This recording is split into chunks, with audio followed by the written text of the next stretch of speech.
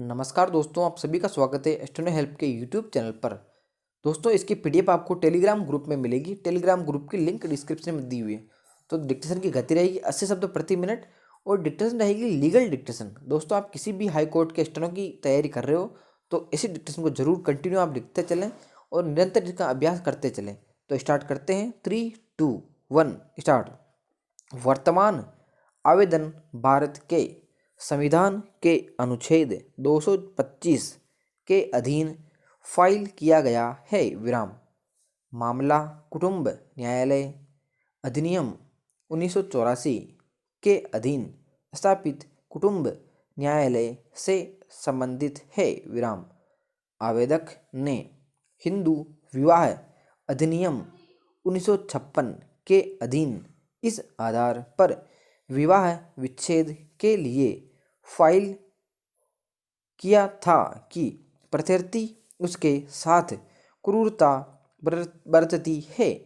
उसके तरुण जिसका पता इस रिट याचिका के पैरा 8.7 में दिया गया है नामक व्यक्ति के साथ अवैध संबंध है। विराम। इस आवेदन के लंबन के दौरान प्रत्यर्थी पत्नी ने हिंदू विवाह अधिनियम की धारा 29 के अधीन एक आवेदन फाइल किया जिसमें उसने कार्यवाहियों के लंबन के दौरान उसे भरण पोषण और खर्चों का संदाय करने का आदेश करने के लिए अनुरोध किया। विराम।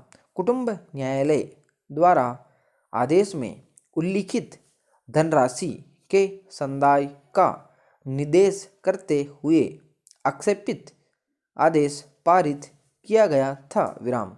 निचले न्यायालय ने यह भी निर्देश दिया कि उपर्युक्त तरुण को कार्यवाहियों में प्रत्यर्थी के रूप में पक्षकार बनाया जाए। विराम। वर्तमान मामले में इसी आदेश को आक्षेपित किया गया है। विराम पैरा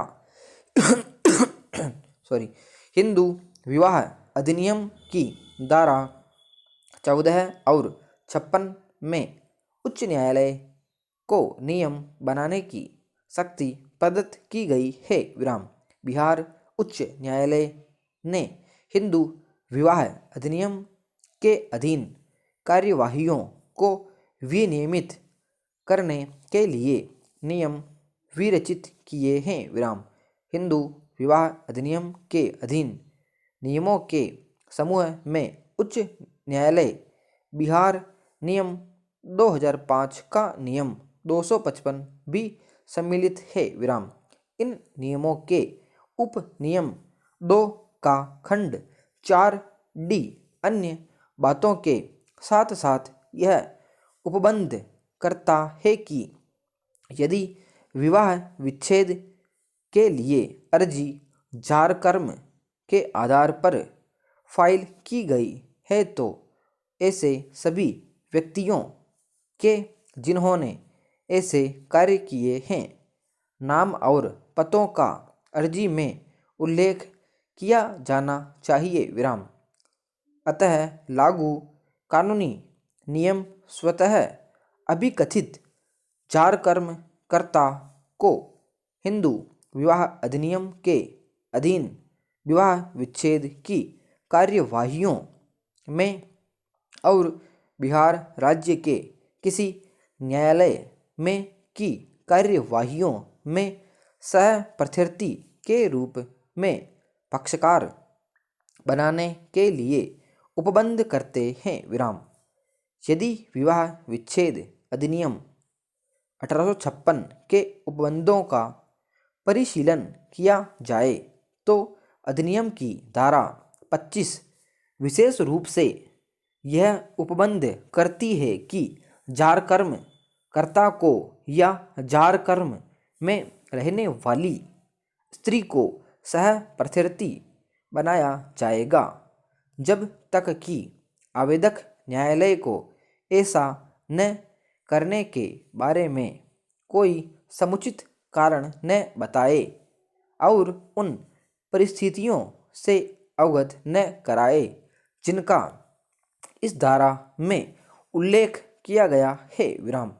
तथापि हिंदू विवाह अधिनियम इस बात के लिए आबद्धकारी नहीं बनाता कि जार कर्म के आधार पर अभिकथित जार कर्म कर्ता को पक्षकार बनाया जाए विराम।